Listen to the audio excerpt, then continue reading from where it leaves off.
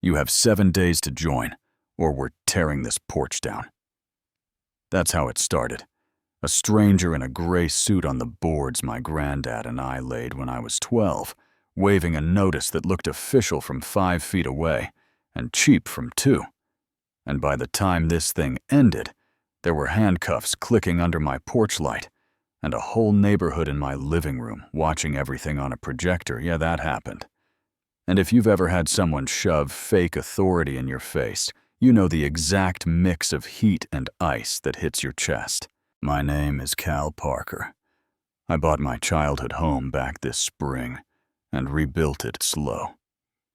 The yellow clapboards, the wraparound, the roses where my granddad used to grow tomatoes. And I did the homework because I've been burned before. Surveyor stakes in the dirt county GIS maps, a fat folder with an embossed seal you can feel under your thumb. My parcel in Raven Oak sits 241 feet outside the Willow Crest Community Association line. Not touching it, not grazing it.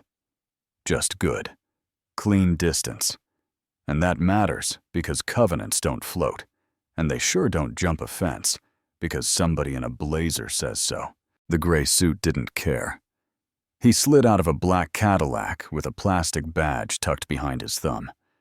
And that rental confidence you can buy by the hour. No introduction, just 7 days sign and pay the onboarding fee. Or we'll file a lien and remove non-compliant structures. And the way he said structures told me he practiced that word in a mirror. So I asked for the covenant and his authority. And he tilted the badge away from the light like we were playing. Keep away muttered that everything was online. Rattled a number too fast to write no card. Nothing. And he left without signaling. While I snapped photos of his plate, the badge corner, the paper. You know what I mean, little things that save you later. I poured coffee and spread my folder out the certified copies with the starburst seal. The old porch permit. From 1976, the survey with the setback measurements, and I put his notice next to the real stuff. One smelled like a copier at a strip mall. The other smelled like toner and bureaucracy. And I was steady until my phone rang, with a voice smooth enough to skate on Mr. Parker. This is Sloan Mercer, president of Willow Crest. We can give you a grace period. If you cooperate, refusal escalates penalties. 50%, and I said. As politely as my grandmother trained me that my parcel is outside her boundary. And that's not an opinion. That's a map, and Sloan said. Lines move when communities grow. We prefer to handle these matters, neighbor to neighbor.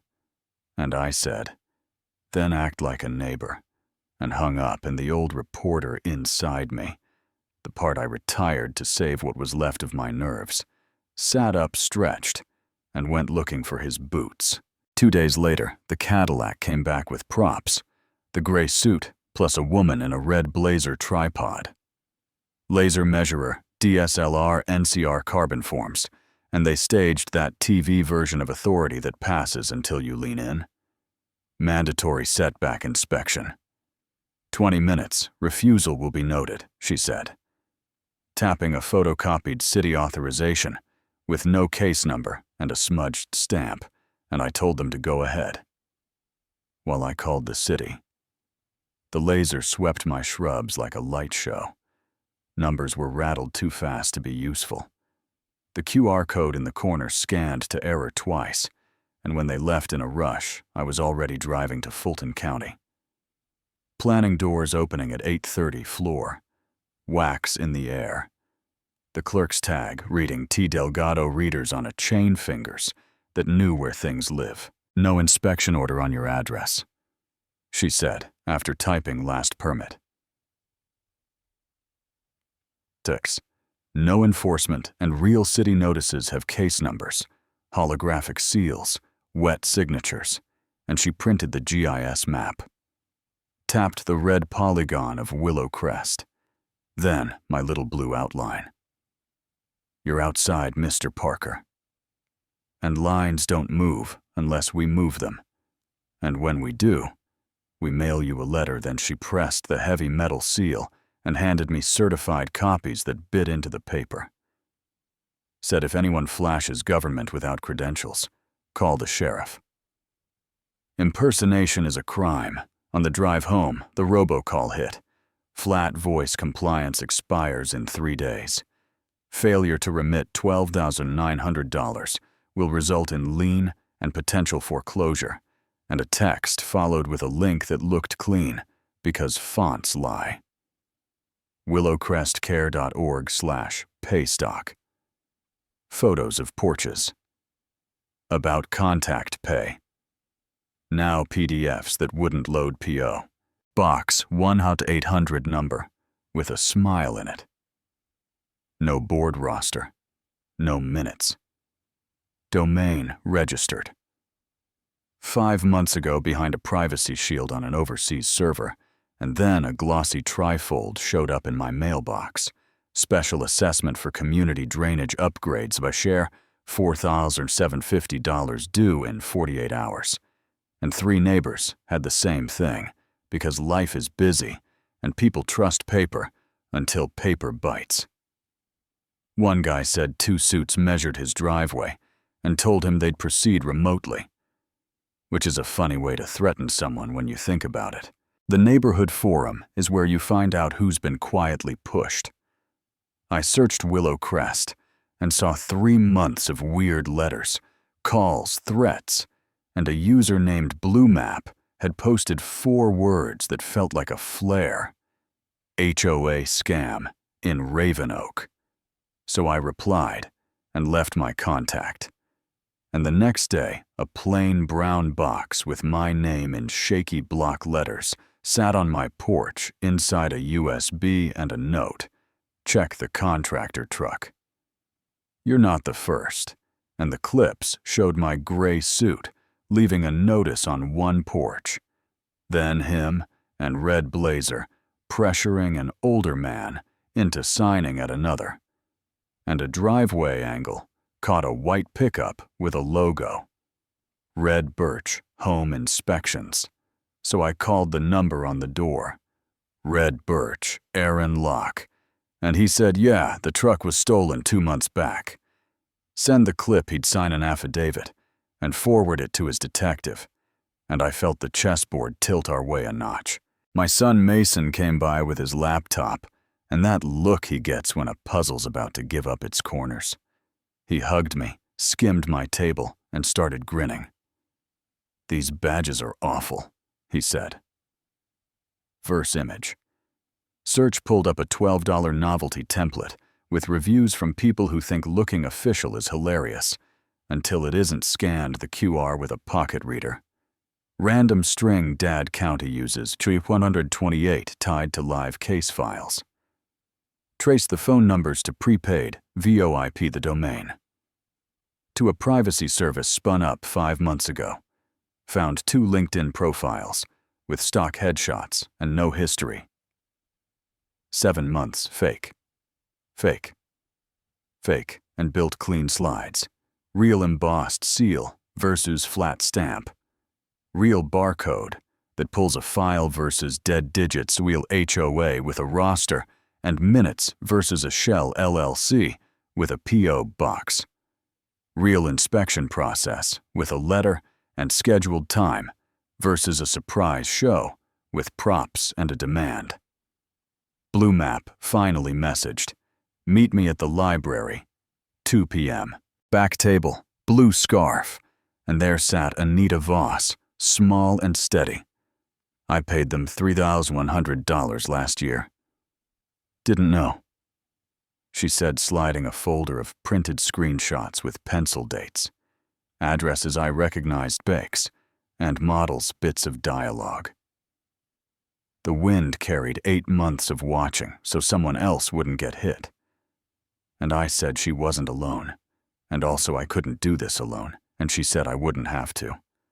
We built the case like sheetrock, rough fit shim screw sand, evidence wall across my living room.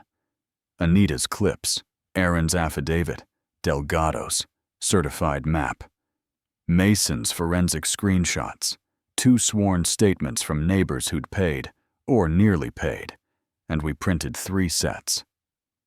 Encrypted drives. Then I did the oldest thing in town life, posted a sign. Community Safety Night. Thursday at 7, bring your mailers and voicemails. We'll be live for folks who can't come, and if this touched you, you're not alone. The house filled before the hour. Folding chairs, cords taped down. Mason's camera, red light, steady. Anita in the front row with her blue scarf, strangers, shoulder to shoulder, and I told them my name and the opening move. 2 weeks ago, 2 people at my door, demanding $12,900 and threatening to demolish my porch. Then, clicked through the slides, my notice taped to my door. The red polygon stopping short of my lot. Real versus fake seals. Barcodes that beep right versus barcodes that don't. The stolen red birch truck.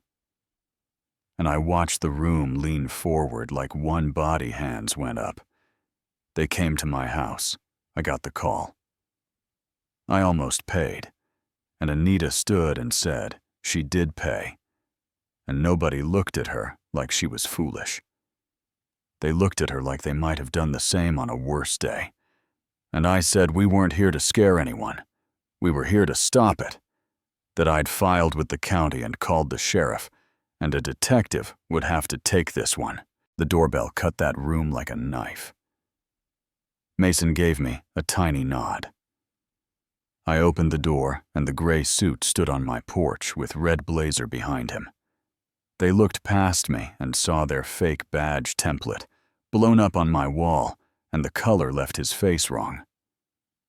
"Dress," he said, and I said, "You're right about that," holding my phone so he could see it recording, and a patrol car eased in and blocked the Cadillac. Officer Miguel Ruiz stepped out calm and heavy, asked for IDs, and any county authorization, thumbed the edge of the plastic badge, didn't smile, and then a white SUV rolled up, and Sloan Mercer stepped out like it was a press conference. "President of Willow Crest, these are my compliance officers. We're enforcing community standards," and I held up the certified map under my porch light on my property, which your covenants do not touch.